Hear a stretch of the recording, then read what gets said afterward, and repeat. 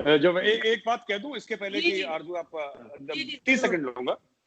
मैं एक बात बता दूं, आप लोग शायद क्योंकि फौज का आप लोगों का ताल्लुक नहीं है, तो मैं आपको बता दूं, जो मैं इसलिए कहता हूं कि पाकिस्तानी फौज, आर्मी खासतौर से इसमें इन्वॉल्व है टेररिज्म में। पाकिस्तानी फौज कभी नहीं गई अंदर लड़ने के लिए। कश्मीर पे पाकिस्तानी फौज ने जो अटैक करा था, पहले कबायली भेजे थे 47-48 के बाद, कभी कश्मीर वैली के अंदर नहीं आई पाकिस्तानी फौज। ये कारगिल वारगिल साइड में करते रहे ये लोग, और अखनूर साइड में करते रहे। वैली के अंदर इन लोगों ने कभी डायरेक्ट अटैक नहीं करा, पहली चीज। दूसरी बात मैं आपको बता दूं कि ये जो चीजें हैं, आईडी का इस्तेमाल, प्लास्टिक एक्सप्लोजिव्स का इस्तेमाल, टाइमर्स का इस्तेमाल, डेटोनेटर का इस्तेमाल, किस तरीके से स्नाइपर राइफल इस्तेमाल कर, ये सब पाकिस्तान में हथियार होंगे। देखिए, हथियार होना और हथियार इस्तेमाल करना जमीन आसमान का फर्क है। पाकिस्तान में AK-47 सिविलियन के हाथ में दिखना कोई बड़ी बात नहीं है, राइट? कोई बड़ी बात नहीं है।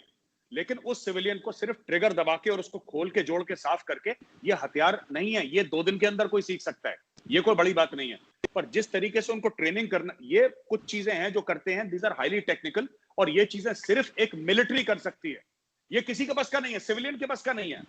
जो पुलवामा में अटैक हुआ था, जिसमें हमारे वीरगति को प्राप्त हुए थे 40 CRPF के बहादुर जवान, जो पूरा सेट करा गया था किस तरीके से, मैं आपको बता रहा हूं एज एन आर्मी ऑफिसर, ये किसी सिविलियन के, पाकिस्तानी हो, अफगानिस्तानी हो, कहीं का भी हो, वो आप कह दे साहब मैं तालिबान का कमांडर हूं, उसकी जो सिखलाई है वो फौज से हुई है, एक सिविलियन के बस का नहीं है। उसको पता ही नहीं। ये क्लासरूम में बैठ के, स्क्वाड पोस्ट में बैठ के सीखी जाती हैं चीजें। इसके ऊपर प्रॉपर प्रेसिज, हम लोग प्रेसिज बोलते हैं, बुकलेट्स होती हैं, इसकी प्रॉपर प्रेसिज होती हैं। इसको बैठ के सिखाया जाता है। तो जो लोग कह रहे हैं ना कि ऐसी है, ये मुजाहिदीन है और लड़ने चले, ये इतना सिंपल नहीं है कि मुजाहिदीन लड़ने चले गए। These people are trained, they may not be very well trained. मैं ये नहीं कह रहा कि बहुत अल्टीमेट इनकी ट्रेनिंग है, क्योंकि इनका दौरा-ए-आम, दौरा खास होता है, 2 पार्ट्स में इनकी ट्रेनिंग डिवाइड है, 4 कैप्सूल होते हैं इनके, तो उसी में इनका काम हो जाता है। लेकिन definitely there is military training. Without military training you can not do this, जो भी आपने करा है। जी प्लीज। जी एजाज। मेरे ख्याल में हमने बड़ी इस तरह की बातें कर ली। 2 छोटी छोटी बातें करूंगा, लंबी बात नहीं करूंगा। देखिए, मैं अगेन वही बात कहूंगा कि आप 2 बातें करेंगे, 2 बातें मैं भी करूंगा। आप अगेन कहते हैं कि कुलभूषण यादव का बयान इकबाली नहीं, या जो भी है, आपका एक मौक़िफ़ ये भी है कि उसे शाह बहार से उठा लिया गया था। अजीत डोवल साहब ने ऑन द रिकॉर्ड स्टेटमेंट दिया हुआ है कि मैं इतने 7 साल पाकिस्तान के अंदर रहा, स्पाइंग करता रहा और कुछ काम, रिकॉर्ड के ऊपर उनकी बातें। एस गलत साहब ने कश्मीर द वाजपेयी ईयर्स में जो बातें लिखी है, कश्मीर के अंदर क्या होता है और कश्मीरी अवाम किस तरह लोगों से तंग है और क्यों वो पाकिस्तान की तरफ देखते हैं, वजूहात क्या है, वो भी चीज़ें रिकॉर्ड के ऊपर हैं। तो देखें, मैं वही अगेन वो बात कहूँगा कि आप एक बात करेंगे तो 2 बातें मैं भी करूँगा। मैं सुनाऊँगा आपको, मैं रेफरेंस दूँगा, लेकिन जो हुकूमत पाकिस्तान ने अच्छे काम किए हैं आप उनको मानिए। आप कहते हैं, आप पाकिस्तान के इदारों पे तनकीद करते हैं और आप कहते हैं कि पुलवामा का जो अटैक है वो पाकिस्तान की तरफ से करवाया गया। क्या पाकिस्तान के GHQ पे भी अटैक हुआ, पाकिस्तान की मिलिट्री इंस्टॉलेशंस के ऊपर भी अटैक हुआ, पाकिस्तान की इंटेलिजेंस जो इदारे हैं उनके ऊपर भी अटैक हुआ, और उसका इल्ज़ाम हम हिंदुस्तान के ऊपर देते हैं। हमारे जो तहकीकात आती हैं उनमें बाज़ दफ़ा हिंदुस्तान सामने आता है। बलूचिस्तान के हवाले से बातें करते हैं तो उसमें हिंदुस्तान की बात आती है, और फिर आपके फॉरेन ऑफिस ने स्टेटमेंट दिया हुआ रिकॉर्ड के ऊपर, आपको पता है इस बात का, बलूचिस्तान के हवाले से, और उस बात की एडमिशन और कन्फेशन मौजूद है कि किस तरीके से हिंदुस्तान बलूचिस्तान के अंदर इन्वॉल्व है। तो देखिए, ये जो एक दूसरे के अंदर मुदाखलत करना, इस बात को सीखना होगा हमें कि हम ये काम छोड़ दीजिए। आप अफगानिस्तान के थ्रू पाकिस्तान के अंदर इन्वॉल्वमेंट करेंगे तो जवाब फिर पाकिस्तान भी देगा, और पाकिस्तान अगर कुछ करेगा तो आप भी करेंगे। ये बंद होनी चाहिए, ये दुकानें दहशत की, ये टेररिज्म की दुकानें बंद होनी चाहिए। मैं आपको शुरू वक्त से एक ही बात कह रहा हूँ कि देखिए, आप पाकिस्तान पे इल्ज़ाम लगाए जाएं, आप पाकिस्तान की आर्मी पे इल्ज़ाम लगाए जाएं, पाकिस्तान के खुफिया इदारों पे इल्ज़ाम लगाएं, तो हम उस पर डिफेंड करेंगे। हम पाकिस्तान के अंदर बैठ के मुमकिन है तनकीद करते हो, लेकिन हम आपके कहने के ऊपर अपने इदारों को तनकीद तो नहीं करेंगे, हम मेरिट को देखेंगे, और आप हमारे कहने के ऊपर अपने इदारों को तनकीद नहीं करेंगे। अगर आप ऐसा करेंगे तो आप गलत करेंगे, और हम अगर आपके कहे पे पाकिस्तान के इदारों पे तनकीद करेंगे तो ये भी गलत होगा। बात ये है कि हम दोनों को मुहिब्बे वतन समझिए और खुद भी आप मुहिब्बे वतन रहिए। और आप ये याद रखिए कि जब आप अपने घर को एक ऑर्डर में लाएंगे, अपने घर में अपनी सरकार को अगर कहीं पे गलत होती है या वो मुसलमानों के हवाले से कवानीन लाती है ऐसे जो किसी तौर पे भी जस्ट नहीं है, उनको समझाएंगे तो आपकी बात वो सुनेंगे। और अगर हमारे यहाँ कोई गलती होती है, हमारी हुकूमत करती है, तो उन पर तनकीद हम ऑनेस्टली करेंगे। हमारा फर्ज ये है कि हम ज्यादा से ज्यादा ऐसी वॉइसेस पैदा करें जो दोनों मुल्कों के हुकूमतों को और सरकारों को अगर कहीं वो गलत होती हैं तो उनको समझाएं। हम एक दूसरे पे थप्पड़ मारने से फायदा नहीं होगा। एक चीज जी है एक चीज मैं मेजर साहब आपसे कहना चाहूंगी, ये जो सुबह से आप हमें सुबह 11 बजे से जो सवाल आप हमसे कर रहे थे जिसमें चीमा साहब और मैं फंस गए थे, वो जरा एजाज से करें। मैं इसके पहले थोड़ी सी बात कर लूं वरना मैं भूल जाऊंगा। आप सबसे उम्र में बड़ा हूं मैं, तो मेरी मेमोरी जा रही है अभी, तो आप प्लीज सुन लें, ठीक है। देखिए ना, बात ये होती है कि जो पाकिस्तान में एपीएस पेशावर का जो हादसा हुआ, जो सबसे ज्यादा हार्ट ब्रेकिंग था, आपको पता होना चाहिए कि इंडियन पार्लियामेंट खड़ी हुई थी और खड़े होके 2 मिनट का साइलेंस इंडियन पार्लियामेंट ने किया था उसके ऊपर। हम भी चाहेंगे कि हम भी चाहते कि अगर पुलवामा में अगर आप लोग ऐसा करते तो अच्छा लगता। इंडिया के सारे स्कूल्स में भी हुआ था, सारे स्कूल्स में। All schools across India and the Indian Parliament stood up and said for the children of APS Peshawar, we will keep 2 minutes। पूरे हिंदुस्तान ने, क्योंकि बच्चा किसी का भी हो, इस तरफ का उस तरफ का बच्चा, तो फिर बच्चा ही है, उसका क्या है। ये होता क्यों है मैं आपको बता दूं। देखिए साहब, ऐसा होता है ना कि जब आप गुड टेररिस्ट और बैड टेररिस्ट बोले ना, जैसे गुड तालिबान बैड तालिबान जब आप करते हैं, ठीक है, जब आप एक को बोलते हैं कि तुम टेररिस्ट हो, फिर तुम बोलते हो दूसरे को तुम फ्रीडम फाइटर हो, तब जाके प्रॉब्लम होती है। आप देखें, जो सांप हमें काट रहे हैं वो सांप आपको भी काट रहे हैं, पर आपकी जिम्मेदारी ज्यादा है क्योंकि वो सांप आपके हैं, वो पाकिस्तानी हैं, वो शहरी पाकिस्तान के हैं। वो दूसरी चीज मैं जो कह रहा हूं कि पुलवामा का जो अटैक पाकिस्तान ने करवाया, मैं आपको फिर कह रहा हूं, आदिल अहमद डर की क्या उम्र थी, 22-23 साल। किसने आदिल अहमद डर को सिखाया कि मैं आपको एक्सप्लोजिव्स बनाने की एक छोटी सी क्लास यहां पे ले लेता हूं, आप लोगों को शायद इंटरेस्टिंग लगेगी। देखिए, आपने प्लास्टिक एक्सप्लोजिव लिया, ठीक है साहब, उसमें कॉर्डेक्स होता है, उसमें फ्यूज होता है, और लोग भी देखेंगे मैंने कोई ऐसे और अब देखे, ये हिंदुस्तान में भी कोई क्लास ले सकता है और यहाँ पे और भी जगहों पे ले सकते हैं क्लास। तो मैं आपको बिल्कुल साहब, ठीक है, आपने जैसा बोल दिया, मैं कोई क्लास नहीं लूंगा। मैं सिर्फ ये बता रहा हूं कि ये पूरा सेट करना कितना एक्सप्लोजिव रिक्वायर्ड है।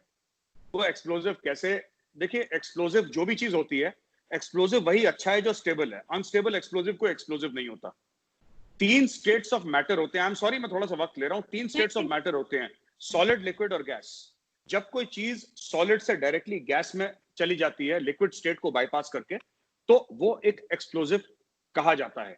ये सब प्लास्टिक एक्सप्लोजिव्स होते हैं, they are highly stable explosives.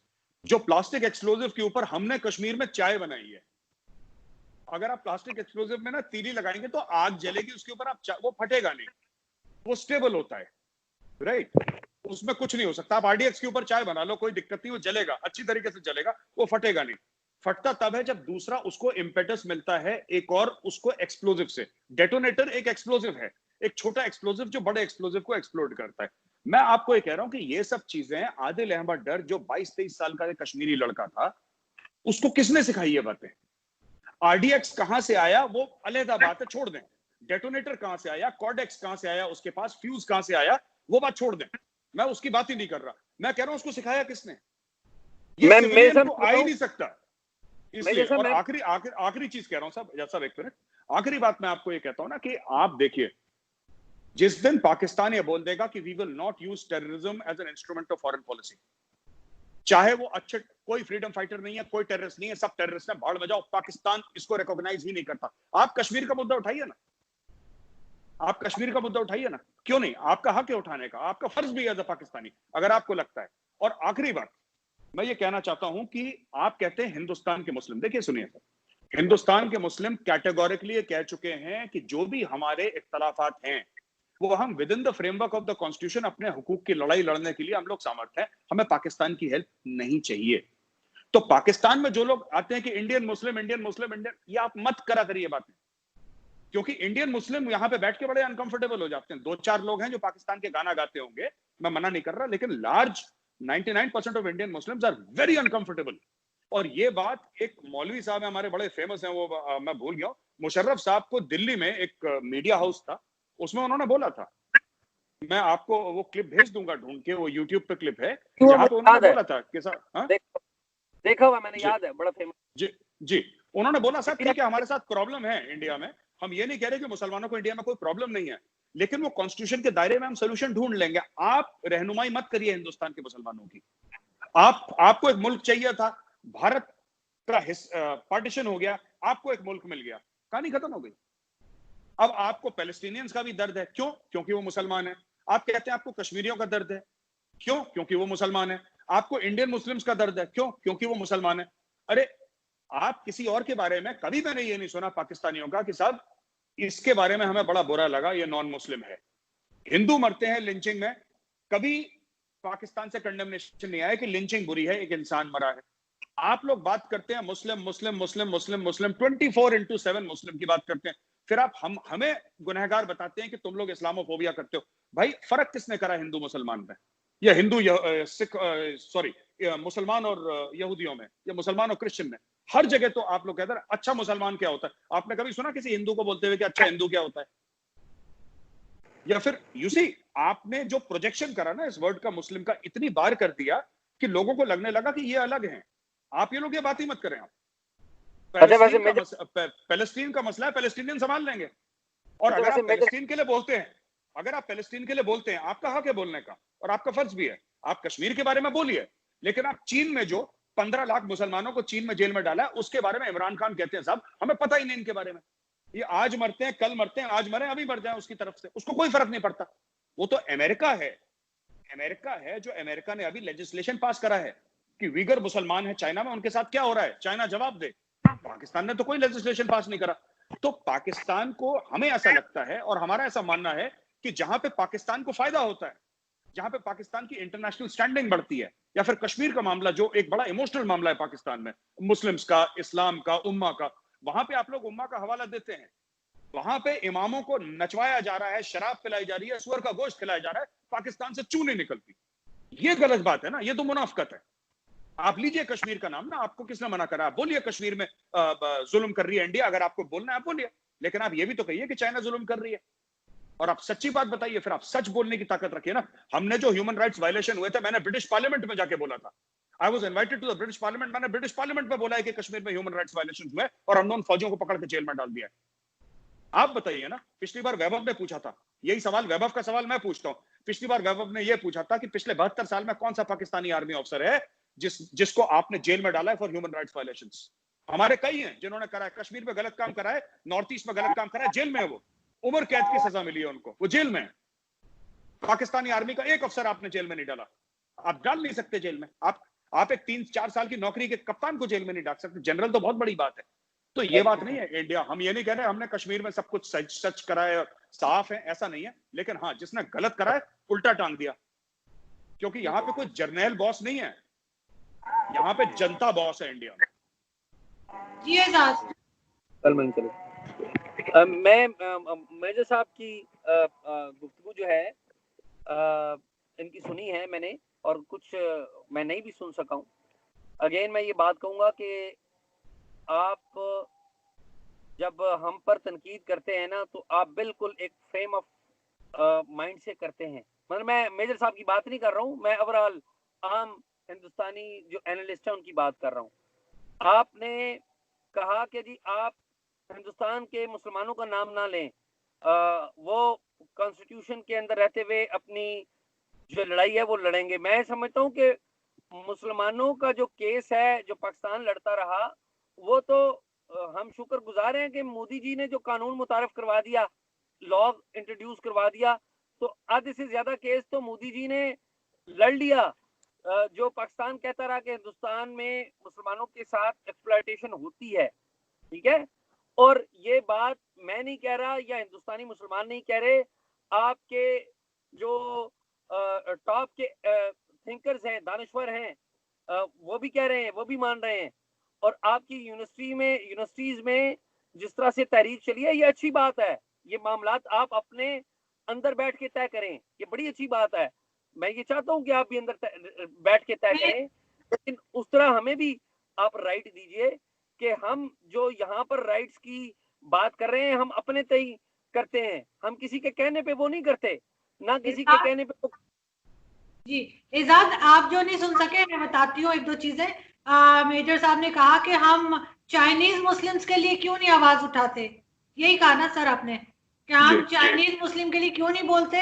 और हमारे जो हमारी जो आर्मी है, जो इन्होंने अभी शायद बोला नहीं, मैं बोल लेती हूँ क्योंकि सुबह से मैं बता के टीवी पे थक गई हूँ कि हमारी आर्मी में जो है वो बिजनेसेस क्यों है, हम क्यों। मैं ये चाहता हूँ आरजू जी, मैं आप सवाल पूछ लेता हूँ आपसे।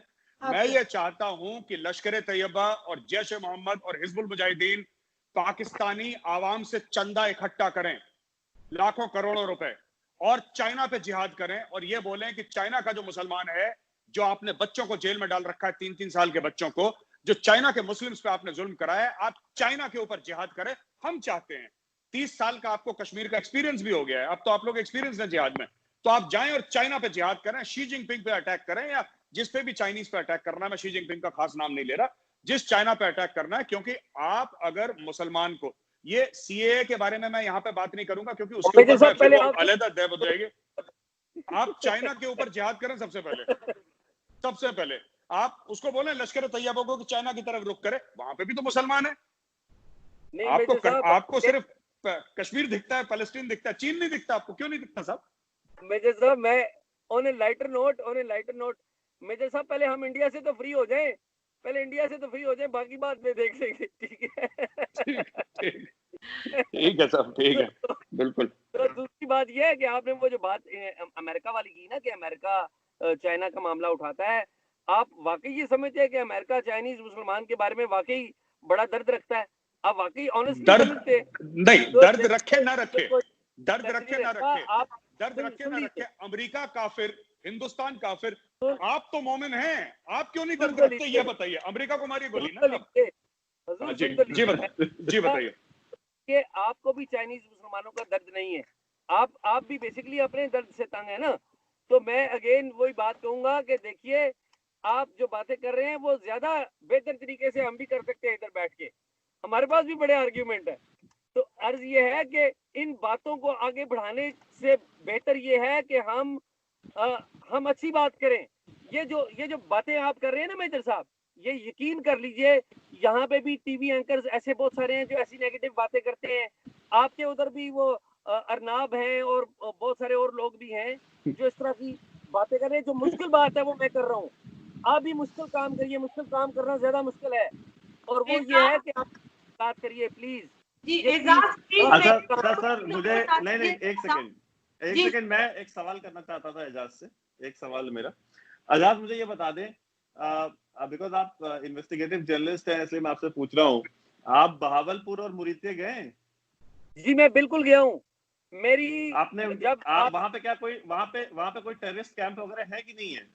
मैं अर्ज ये कर रहा हूँ कि वहाँ के बारे में मैंने जो रिपोर्टिंग की हुई है, प्लीज गूगल पे जाके देखिए। अरे सर, मैं आपसे हाँ या ना पूछ रहा हूँ, आप बता दें कि वहाँ है या नहीं। सर सुन तो लीजिए, मैं गया हूँ, सुन लीजिए। ये मेजर साहब जो बात कह रहे थे ना कि जी वो बम किस तरह बनाते हैं और वो ये फौजी ट्रेनिंग के बगैर मुमकिन नहीं है, मैं उनके कैंप में रहा हूँ, मैं जानता हूँ कि उनकी ट्रेनिंग, उनकी कैपेसिटी क्या है, मैं जानता हूँ कि कैपेसिटी क्या है। इसलिए देखिए, आप सिर्फ फौज में आपने सर्व किया है, मैं फौज को भी थोड़ा सा कवर किया हुआ है किसी जमाने में, और मैं मिलिटेंट्स के साथ भी रहा हूँ। तो आप प्लीज, मैं बड़ी ईमानदारी से कहता हूँ कि आपको बहुत ज्यादा आपके लोगों को रिसर्च करने की जरूरत है इन मिलिटेंट्स के ऊपर, जो कर भी रहे हैं आपके लोग अफगानिस्तान की साइड से, ठीक है? राष्ट्रीय राइफल्स इदारा है जो रिसर्च करता है सर टेररिस्ट पे। अच्छा, इंडिया में राष्ट्रीय राइफल्स वो करता है रिसर्च, वो यही फोकस कर रहा है उस पे। देखिए, गूगल पे सर्च करना एक अलग बात होती है, जाके बीच में रह के एक्चुअल डाटा इकट्ठा करना वो अलग बात होती है। तो मैं अर्ज ये कर के देखिए बड़ा साल से ये मैं राष्ट्रीय राइफल्स को बोलूंगा कि मैं राष्ट्रीय राइफल्स को बोलूंगा कि तुम लोग गूगल पे रिसर्च क्यों करते हो, गूगल मत करा करो। आप दोनों भाई सुनिए, आप हमें बहुत अच्छे तरीके से जानते हैं और हम आपको बहुत अच्छे तरीके से जानते हैं, ठीक है। आप हमें बहुत बदनाम कर सकते हो और हम आपको बहुत बदनाम कर सकते हैं। इसलिए देखिए ये आसान काम है, आप मुश्किल काम करिए, मैं भी मुश्किल काम कर रहा हूँ। आप और मैं मुश्किल काम करें, आसान काम ना करें। और वो ये है कि प्लीज यकीन करिए, मैं दिल से बात कर रहा हूँ, मैं ईमानदारी से बात कर रहा हूँ, ऑनेस्टली बात कर रहा हूँ कि आपके मुल्क में भी आज जो मीडिया का हाल हो गया, वहां पर पीस की बात करना सबसे मुश्किल है। आपके मुल्क में भी, यहाँ पे भी फ्रीडम ऑफ एक्सप्रेशन के हवाले से बहुत ज्यादा चैलेंजेस हैं, पाकिस्तान के अंदर भी। मैं बड़ी ईमानदारी से बात कर रहा हूँ। जो बातें नहीं थे आजाद भाई, वो वहां पे भी एक आरजू एक बात कह लूं? जी जरूर। मैं ये कहना चाहता हूँ ना कि ये कह रहे हैं कि अर्नब ऐसा करता है, और इन्होंने अर्नब का भी नाम लिया और इन्होंने बोला कि इंडियन मीडिया देखिए ऐसा है कि मैं जी उसका देखिए मैं आपको बताता हूँ। अर्नब अपनी पूरी फैमिली में, अर्नब सिर्फ एक ही सिविलियन है, वो अर्नब है, उसकी पूरी फैमिली फौज में है, इस तरफ की उस तरफ की सभी उसके फैमिली में तो फौजी हैं। अर्नब के फादर जो very recently very sad thing happened, he expired. Arnab के फादर भी फौजी थे, अर्नब के सारा वो फौजी खानदान का है, वो पहली चीज। दूसरी चीज है कि इंडिया का एक मूड है, जब आपके गांव में, देखिए बात ये होती है ना कि कश्मीर से लाइन ऑफ कंट्रोल से जब आपके गांव में कॉफिन्स आती हैं, ताबूत आती हैं तिरंगे में लिपटी हुई, तो पीस की बात करना बहुत मुश्किल हो जाता है। जैसे टेररिज्म की वजह से हमारे जवान लड़ते लड़ते, अगर कोई घर है, मैं आपको बताता हूं ऐसा क्यों होता है कि हमारे जवान शहीद होते हैं, हमारे अफसर शहीद होते हैं। आप लोग कहते हैं ना कि इंडियन आर्मी गलत करती है वहां पे कश्मीर में। अगर एक घर है जिसमें 4 टेररिस्ट हैं, राइट, 4 टेररिस्ट हैं, तो दूर से एक रॉकेट लॉन्चर मारना